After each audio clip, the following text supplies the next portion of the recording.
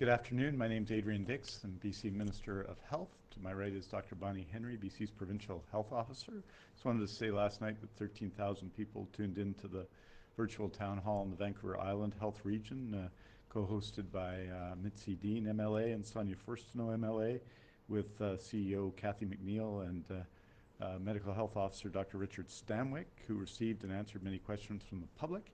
That tonight there'll be a virtual town hall in Northern Health hosted by MLAs Mike Burney and Doug Donaldson, and with Kathy Ulrich, the CEO of Northern Health, and Marina Fumerton, the Medical Health Officer, I should say, in Northern Health. And that tomorrow, April 23rd, in Interior Health, Katrina Conroy, I should say, and Norm Letnick, MLAs, will be hosting a town hall with Dr. Sue Pollack, the MHO for Interior Health, and Susan Brown, the CEO of Interior Health. We're honored, as I say, to be here on the territory of the Lekwungen-speaking people, the Songhees and the Esquimalt First Nation, and I'm honored to introduce Dr. Bonnie Henry for today's COVID-19 update. Thank you, and thank you for welcome to today's update. For April 22nd, we have 71 new cases who have tested positive today, bringing our total of test positive cases in British Columbia to 1,795. That includes 745 people in the Vancouver Coastal Health Region, 747 in the Fraser Health Region, 110 people in the Vancouver Island Health Authority, 153 in the Interior Health Region, and 40 in Northern Health Region. We have a number of outbreaks, as you are aware.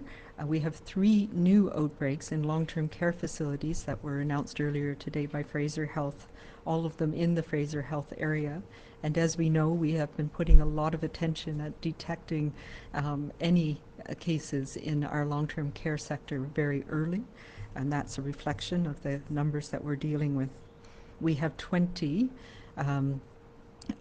ongoing outbreaks in addition in long-term care assisted living, and one which is in an acute care unit. In addition, 4 of the long-term care facility outbreaks that were active in Fraser Health have been declared over. In our other outbreaks, we have 77 cases associated with the Mission Federal Correctional Facility and the ongoing investigation and support to that facility with Fraser Health, including the infection prevention and control and outbreak investigation, continues. There are 5 inmates who are in hospital currently. In addition, we have the 28 cases we talked about yesterday that are reflected, the outbreak that's ongoing and the investigation that's ongoing into the poultry processing plant in Vancouver Coastal. In terms of our case status, 103 people are currently hospitalized, and of those we have 46 people who are currently in critical care or ICU in BC. We have an additional 3 deaths to report today, bringing our total of people who have died from COVID-19 in British Columbia to 90.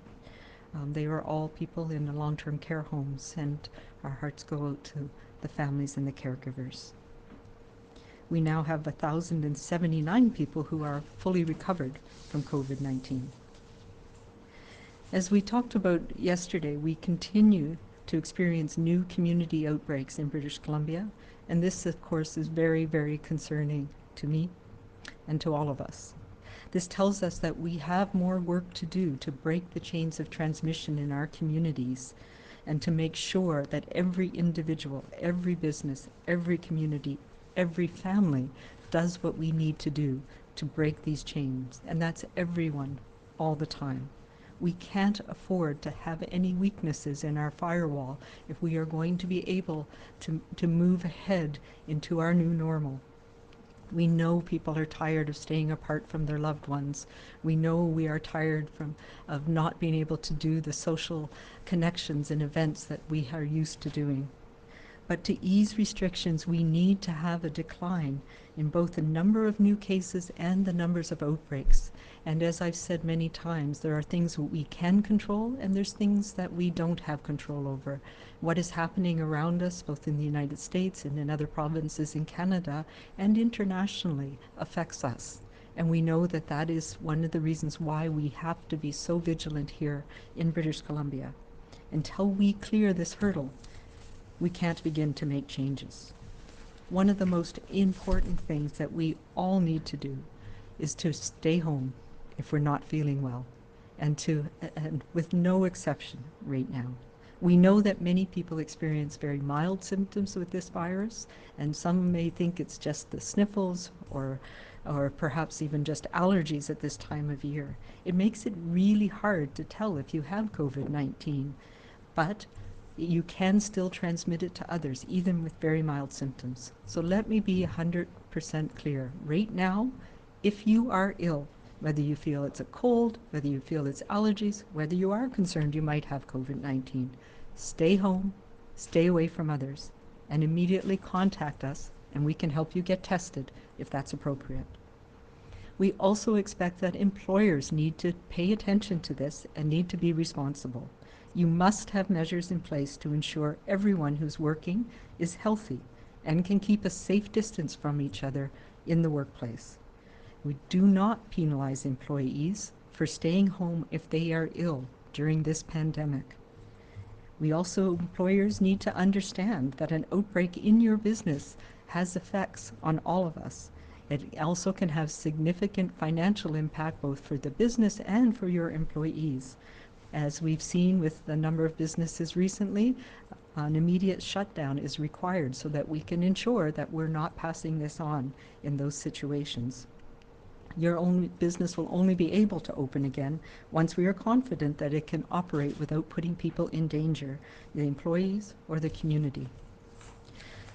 So as we are planning for what we want to do in the near future, in our new normal, these sectors and businesses need to think about these. We need to address these issues before we can reopen safely. We need to have measures in place to keep people safe, to avoid further outbreaks. If we start having these types of outbreaks and spread in our community, we can overwhelm our system, and that's what we've been working so hard to avoid for the last few months. So we need to have enhanced cleaning, both personal hand hygiene, as well as in our environment in the workplace, being able to keep a safe physical distance, and supporting employees and others to stay away if they are ill. We need to have a plan for every business that is open in the event that an outbreak should occur, so that we can detect them early, we can remove people from the workplace, we can connect with public health and ensure that we are isolating people appropriately so they aren't going to be transmitting it to others.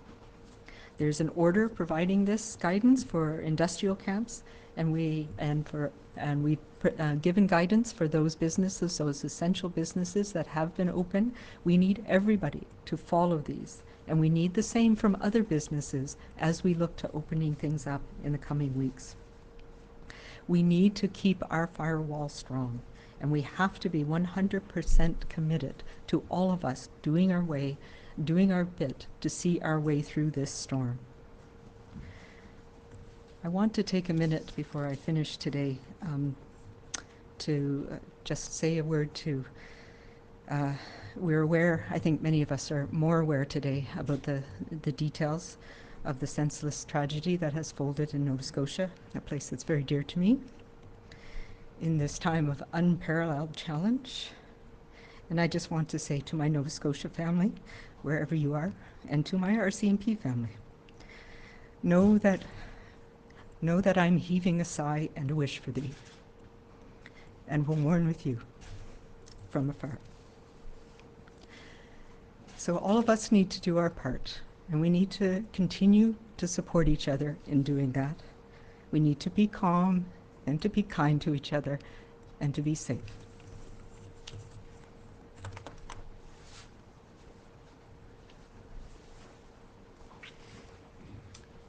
Thank you very much, Dr. Henry. I know that everyone in British Columbia agrees and has the same feeling for the people of Nova Scotia today and what they're going through, and the grief, the collective grief that people are going through in Nova Scotia. I also wanted to start by acknowledging the families of the 3 people who passed away from COVID-19 in the last 24 hours in BC. 2 are in Fraser Health, 1 in Vancouver Coastal Health. All were in long-term care, but all those families are going through grief right now, and not just the grief of a loved one passing away, but the grief of the circumstances we're in when people are all often separated from the ones they love in these very important moments in families and in communities. So our condolences and our thoughts go out to all of them.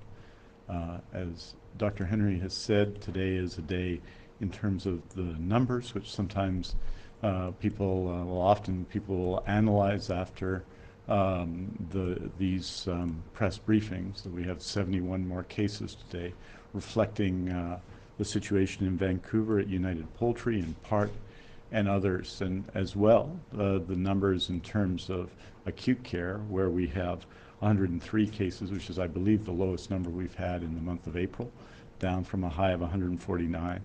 And in critical care, 46, which is also the lowest amount we've had in April, show the continuing effort made by the community, I think, to break the links of transmission of COVID-19, and something that we have to continue to commit to. In acute care hospitals today, there's about a 62.1% occupancy rate, 4,222 vacant beds. As a report, 46% of critical care beds are currently occupied. And there has been some interest in what's happening in emergency rooms, whether people are seeking the care they need. Again, yesterday, more than 4,000 people visited emergency rooms across BC, which is up from just under 3,000 on April 6th, although continuing to be down from the normal, say March 9th, when it was approximately 6,500 visits. So that tells you that people are, from where we were in April 6th, returning and using healthcare services when they need to use them, and I think that's an important thing and something that we will continue to encourage. Often we celebrate people who are working and essential workers. I wanted to acknowledge that April is Constructions and Skills Trades Month, that there's frequently events recognizing people in construction, skills trades people across British Columbia, and obviously there isn't the public recognition and the public celebrations that often accompany this, but we know that thousands of construction workers are working on roads and hospitals and other critical infrastructure needed to keep water and electricity flowing, that construction sites and sector and work sites have made significant adjustments to the way they operate, and we wanted to acknowledge them, all their contributions, both to BC society and to our communities in every part of BC.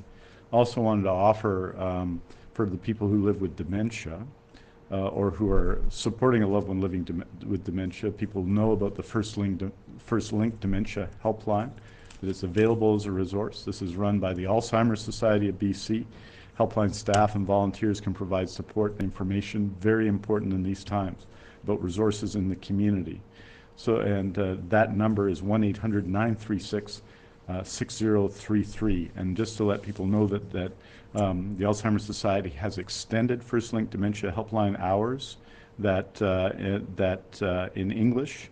That number again is 1-800-936-6033. It's now Monday to Friday, 9 a.m. to 8 p.m. In Cantonese and Mandarin, it's 1-833-674-5007, and that is Monday to Friday, 9 a.m. to 4 p.m. And in Punjabi, 1-833-674-5003, and that's Monday to Friday from 9 a.m. to 4 p.m. And I wanted to acknowledge the extraordinary ongoing work in this difficult time of the Alzheimer's Society, which I think everyone in British Columbia who's ever been associated with the Alzheimer's Society knows that work and will appreciate that. And in these times, that work is even more important. There are a lot of questions, ongoing questions about surgery and the resumption of surgery. I just want to note that from the period March 16th to April 19th, the total number of postponed surgical cases in BC was 13,988. The total completed cases, because we of course have continued with urgent scheduled and unscheduled surgeries, is 11,936. So even though there was that we have deferred and canceled what are sometimes called non-urgent scheduled surgeries, but essentially just scheduled surgeries that are all important, as we know, there continues to be a lot of activity in terms of surgeries in BC and extraordinary work continuing to be done. We've never had this period in surgeries, it should be said, this need to renew on the scope and to go back potentially to having surgeries again in BC, to resuming elective surgeries, which we hope to do, of course, at some point. And I just want you to know, as we proceed with this work, our commitment to patients has not wavered, that you are not forgotten, that you are at the center of what we're doing, that we have been planning a resumption of surgery, which we are continuing to work on ever since the elective surgeries were canceled. That work continues, and I want everybody to know who's waiting for surgery that they are in our hearts and in our thoughts, and most importantly, in the work that's being done across health authorities in BC. And finally, I think we see the case, whether it's Cargill in Alberta, whether it's United Poultry here in Vancouver, whether it's the circumstances at the Mission Federal Institution in Mission, the significant and ongoing risks posed by COVID-19 to the health of people in British Columbia. And what it says to us, surely, is that we have to continue to do what we need to do, to be 100% all in. This is particularly important in light of these outbreaks. On the question of working sick, and just so everyone understands, there will be, and we are working hard on ideas of how we can move British Columbia forward from this point. But what is not going to change, what cannot change, and which has to happen now, is people have to stay home when they're sick. And this is going to be part of the new reality during this period of pandemic. Sometimes I think there's a sense that it's the brave thing to do or the courageous thing to do to play hurt or to work sick. Well, that can no longer be the case. And that is the responsibility of both employers and employees. That's something we have to continue to work on, but we have to especially have that happen now. Since we've been giving these briefings in January, that has been a consistent theme.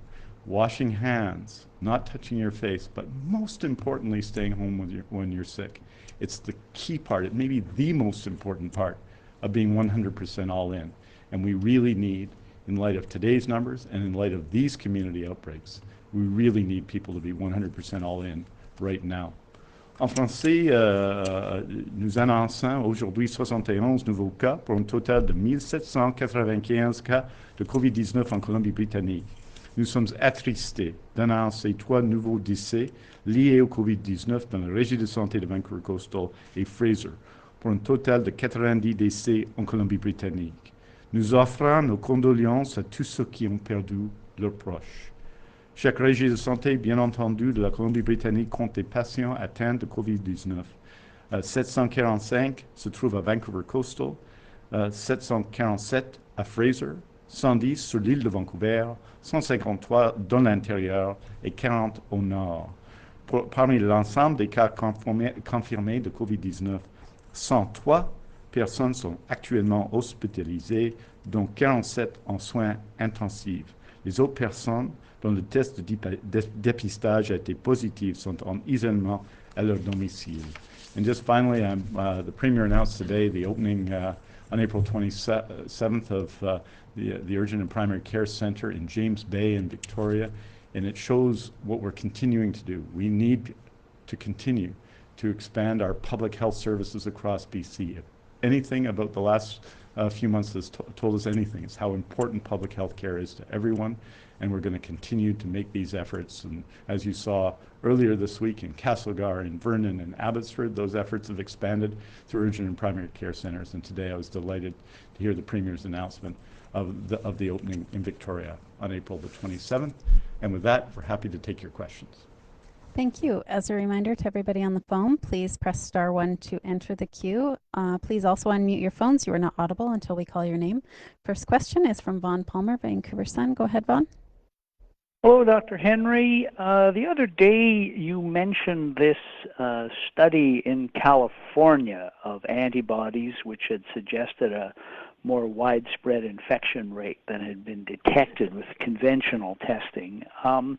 Could you discuss a little more the obstacles here in British Columbia to going to antibody testing? I know you've said there's some reservations, or we haven't found a reliable test yet, but could you discuss what those are? And you also, the other day, provided a good discussion of the significance of the reproduction rate, but you didn't say whether we know enough here in British Columbia to know what it might be here. So could you address that as well, please? Sure.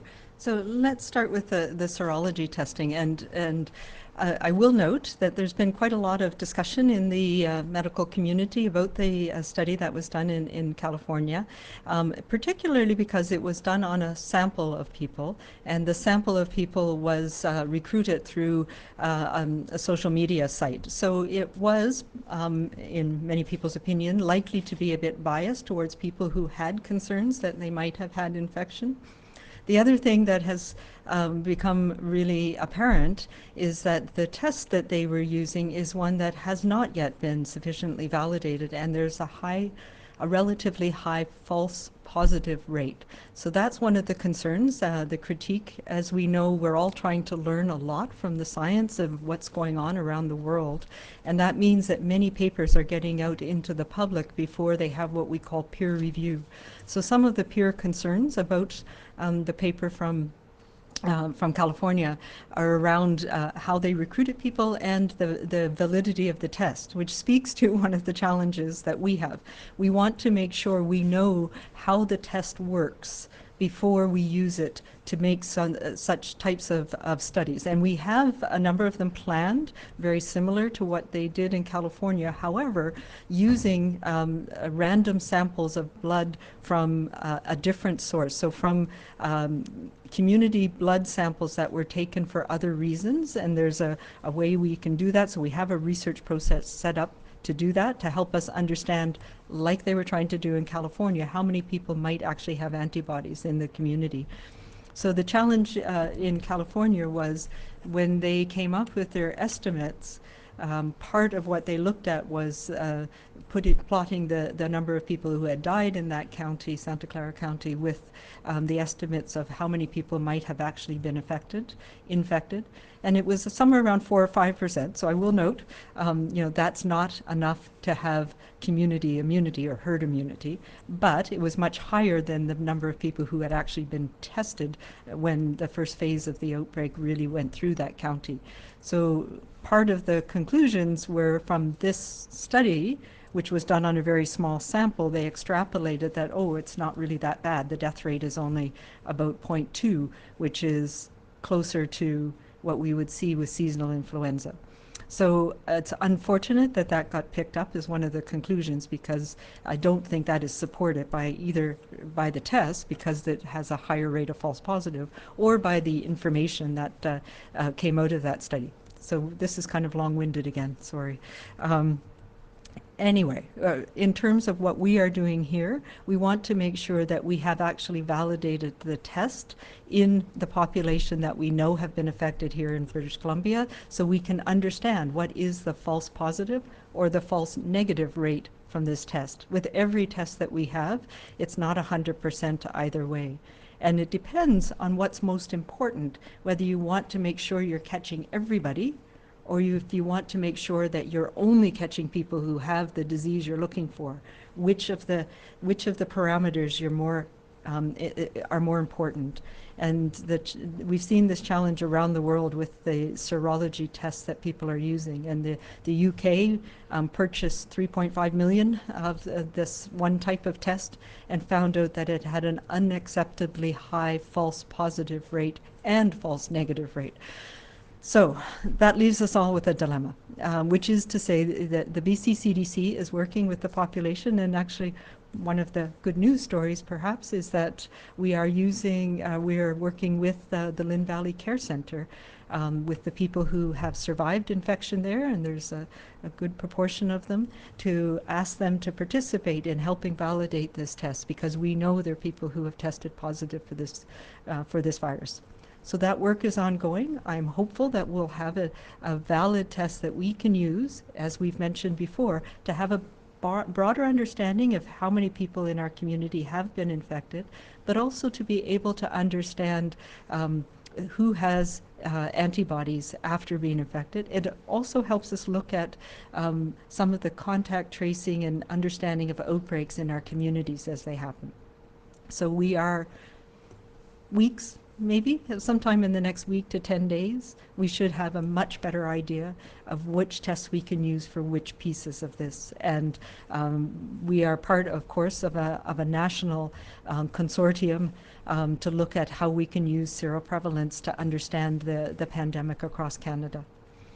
In terms of our not, it's a challenging thing because it's one of those parameters, so it depends, as we've talked about before, of how infectious the virus is, how long you're infectious to others, and how much contact you have with others during your infectious period. And this gets down to why distancing is so important. If you don't have contact with somebody, you can't pass this on, and that helps reduce our not. So we were probably at 2 or 3 early on as we were having increased transmission in our community, and that's what we've seen in other places as well. In Wuhan, it probably, which meant that every person who was infected transmitted it to 2 or 3 other people. We are now down below 1, but we can only say that looking back. So it's a helpful marker to get, so we can understand what are the things that tell us that we're having increased rates of transmission or decreased rates of transmission. So the modelers at the BC CDC are working with us on that, and actually at UBC and Simon Fraser, and we're talking with our clinical colleagues. We're looking at how can we use things like hospitalization, numbers of people in ICU to help us estimate how we're tracking with our reproductive number over time. And we'll be presenting some more of that in the coming days, probably later next week. Next question is from Brishti Basu, Victoria Buzz. Hi, Dr. Henry. Thanks for taking my question. I was wondering, what exactly is the criteria to declare someone recovered from COVID-19 in BC? Can you tell us whether it differs by health region or whether it's changed recently? And also, are there people in BC who have tested positive or shown symptoms of the virus after they were thought to have recovered?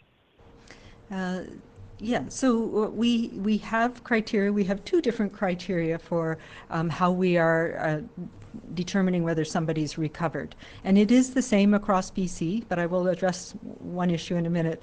So initially, around the world, we were using after symptoms have resolved and you had 2 negative tests. So the nucleic acid test, the NAT test that we were doing, at least 24 hours apart. And we are still using that criteria for people who are hospitalized because they have more severe disease, or for people who are immune compromised because we know they can shed virus for longer periods of time. But we also have what we call a clinical criteria, recognizing, as we did at one point where lab testing took some time. We've also recognized, as we've learned around the world more about this virus, that some people can actually shed the virus for periods of time, but it's not live virus, so they're not going to transmit it to others. And there is a couple of papers, including one out of Germany, that helped us look at that, and essentially they were not able to find live virus after 8 days from symptom onset.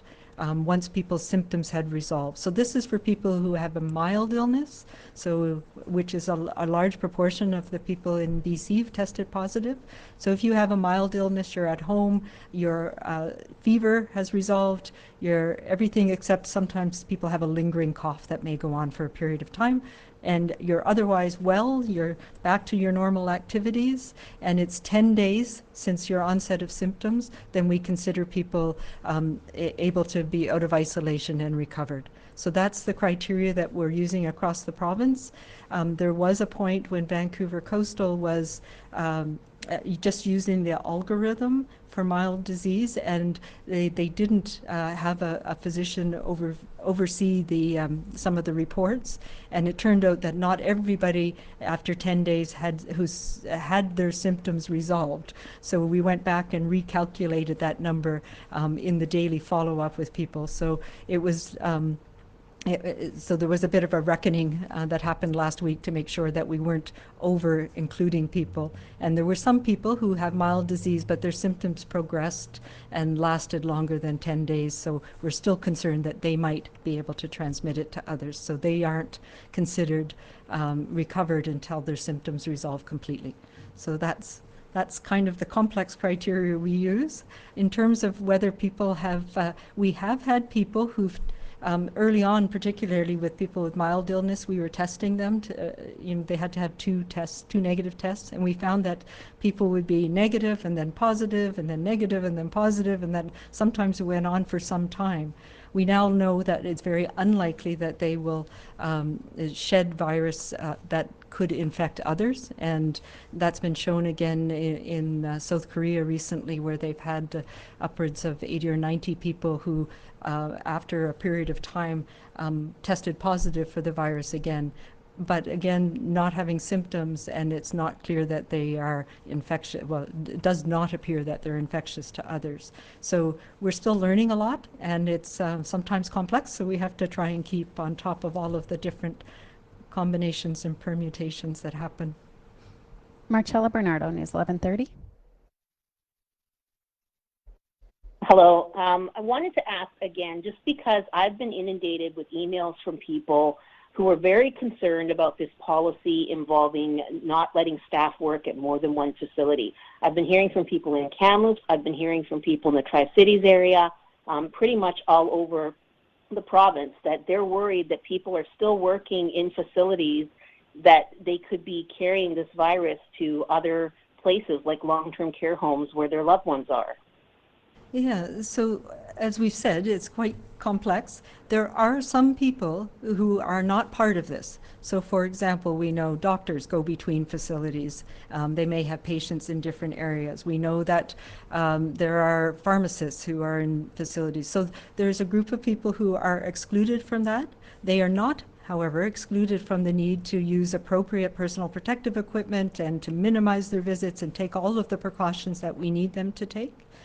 And there's a small percentage of people who need to work in both acute care, for example, and maybe one long-term care home. So it's not a blanket that everybody is at one, and so it may be some people not recognizing who are the people who need to go between facilities, recognizing that they need to do it with all the precautions that we have put in place.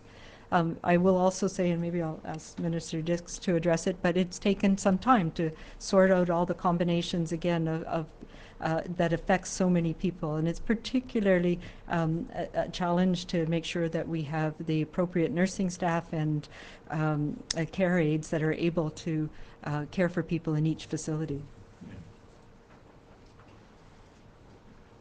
Yeah, I mean, this principle came out very early on, I think, after the outbreak at Lynn Valley, and certainly applied very early on at facilities which were affected by outbreak. Subsequent to that, there has been a policy direction and then a provincial health order. And so it first, because Vancouver Coastal Health was affected first, it proceeded ahead of Fraser Health. So you'll see a lot, I think, very significant progress in Vancouver Coastal Health. Island Health had fewer numbers of people working in multiple care homes, as is the case with Interior Health, although they had some. Island Health completed its work, I think, earlier, and Fraser Health, which has thousands of people in the circumstances, has been ongoing and doing that work. So it is happening. It's a provincial health order. It's a direction, and that is going to be the direction from now on. It involves thousands of people, so I think the task will be completed soon, but the order is in place, and that's the direction that we've headed in and that we're on, and is absolutely necessary in these times. And of course, the consequence of that is, we have to make sure the consequence of that is that care homes have adequate staff to take care of people in care. Because in general, there's 29,000 people in publicly funded care, and more obviously who are in a strictly private system or have involved in private care home in some ways. In those 29,000 beds, there's some health authority owned and operated ones, there are nonprofit ones, there are for-profit ones, but they're all 29,000 of those beds are public beds. And ultimately, due to availability, people have some choice. They make those decisions. So we have to ensure that standards are high across the piece, and that's what's happening now. It's been an extraordinary effort, but I think it reflects the extraordinary impact on long-term care of COVID-19 and the necessity to make these changes. So it is happening, Marcella. There may be some people who haven't had it finalized yet, but I think it's been an extraordinary effort to date, and it's our expectation that it'll be completed soon. Cindy Harnett, Times Colonist. Hi, thanks for taking my question. If we continue to flatten the curve into May, do you foresee any modifications on restrictions of visitors to senior care homes and hospitals? And just by way of a clarification or an update, what is the policy around visitation of someone dying of COVID-19 in hospital, and what is the policy around a first outbreak in a long-term care home, like were we to have one on Vancouver Island? Is it to remove the patient to a designated area or leave them in place? Yeah, so in terms of restriction of visitors, there are exceptions right now, particularly for people in long-term care, also in hospital, who are at end of life in particular. And yes, those exceptions we expect to continue. I absolutely hope to be able to at least have one family visitor be available, be able to go into long-term care to spend time only with their family member. There still will be restrictions in place in that they'll have to only go to their family member. I don't see us being able to open up care homes like we had, where there's group events and families and others come in to be with people in those, our seniors and elders, but I do hope we'll be able to open it up to at least have one family member be able to come and spend time. I know how difficult it is, not only for the families who are watching, but for our seniors and elders in long-term care, particularly people with dementia and other medical conditions. And the same in hospital. It has been very much a challenge for people who are dying of COVID-19. Because of the infection prevention and control risk. And so I know in intensive care units in hospital, they're going to extraordinary lengths to make sure family can be as close as possible, recognizing that we have to wear personal protective equipment and make sure that that the staff are protected as well. There is no, with an outbreak, it depends. It depends on the resident, it depends on what room they're in and how well they can be isolated.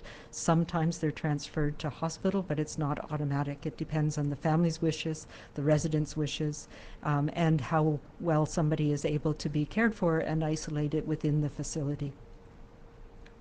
Next question is from David Molko, CTV. Hey, Dr. Henry. I just wondered if you could go into a little bit more detail about what we're learning about the outbreak at United Poultry. You know, we heard from the Premier earlier talking about how workers were going there sick. Can you give us a sense of how the contact tracing is leading, what you're learning about what was in place at the facility or what wasn't, so that message once again can be driven home to people watching this? Yeah, so, this meat processing plant, as all of them are part of the essential services we need in terms of our food chain. My understanding from Vancouver Coastal Health, who is doing the detailed investigation, obviously I get reports from them on how it's working.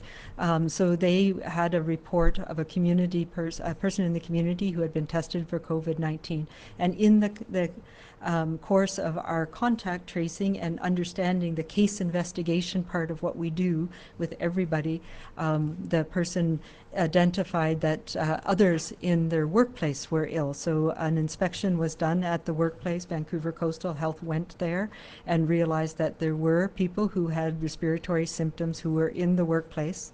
And so arrangements were made for them to be assessed, for everybody in the workplace to be assessed, and for an inspection to be done to understand, how close they were together, what protocols they had in place for things like hand washing, what protocols they had in place for people not coming into work if they were not feeling well, whether there was oversight of those. And so obviously a number of, quite a few others of the people who were on site at that time that Vancouver Coastal went on site tested positive, and they are now all home. The factory has had to be closed down because of the amount of illness, but also to ensure that appropriate precautions and changes to the work flow could be done to safely protect the workers in that facility. So those are things that are ongoing. In addition, Vancouver Coastal is doing the investigation, and I should say in Vancouver and Fraser, a number of the people who worked in the facility actually live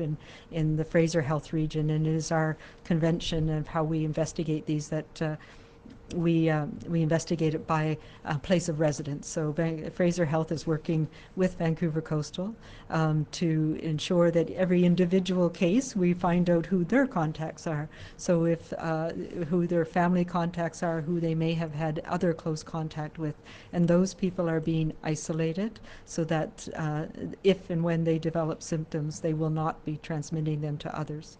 So it is ongoing. This has only been day 3 since the outbreak was detected. So there's a lot of work being done right now across the Lower Mainland to get a better handle of what's going on.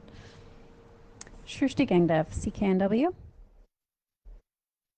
Hi, Dr. Henry. We're just hearing about a case of someone who was apparently released from some sort of institution. I'm not exactly sure on the details, but was released from an institution and tested positive for COVID-19 and may have been on their way to a halfway house in Prince George, but then stopped for a visit at a First Nation reserve. So there's concern about this, and I'm just wondering if you're aware of this case and if you have any insight as to how that could have happened. Yeah, there's some ongoing challenges, as we've talked about, particularly around our outbreak at the Mission Correctional Facility. And we are aware that inmates have come to the end of their time and have been released from that facility. I'm also aware that there's a number of issues in many regions around Indigenous people and going home to their communities, their home communities. And yes, we are monitoring this. I know that the First Nations Health Authority has been in touch around this specific issue, as well as involved health authorities, and we know there's been a number of issues both in Fraser Health, in Vancouver Coastal with people coming there, as well as Northern Health and Vancouver Island. So it is a challenging thing because we know we have had cases and outbreaks, or I shouldn't say outbreaks, because in the community we've had transmission in communities in all regions of BC that have affected Indigenous peoples and First Nations peoples. And so it is part of our ongoing challenge in managing, particularly when we get these outbreaks. And the Mission facility outbreak is the second largest one that we are dealing with right now. And it is complex. It involves our federal partners, Correctional Services Canada. It involves a lot of work that Fraser Health has been doing to try and make sure we have the right infection prevention and control measures in place to protect the inmates and the people who work at the correctional facility and our community. And part of it is being notified when people are leaving the facility and making sure we can support them, because as with every outbreak, with every close contact situation, we want and will be supporting people to be able to self-isolate for that 14 days so that they're not in a position of transmitting it to anyone else. We have time for one more question this afternoon. For any reporters that didn't get to ask a question, there will be a statement released later today. For recommendations on protecting families and communities from COVID-19, visit bccdc.ca. For non-medical questions about the province's COVID-19 response, visit gov.bc.ca/COVID-19. And for a full listing of the Provincial Health Officer's orders, visit gov.bc.ca/PHO guidance. Last question is from Keith Baldry, Global News.